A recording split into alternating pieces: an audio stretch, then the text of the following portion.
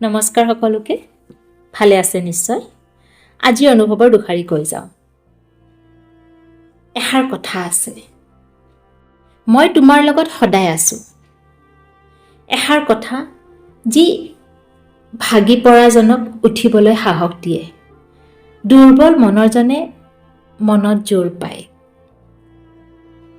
মানসিক বিষণ্ণতা অৱসাদত ভোগাজনে পুনৰবাৰ হাঁহে। অকলশৰীয়াজনে সংগ বিচাৰি পায়। মই তোমাৰ লগত সদায় আছোঁ।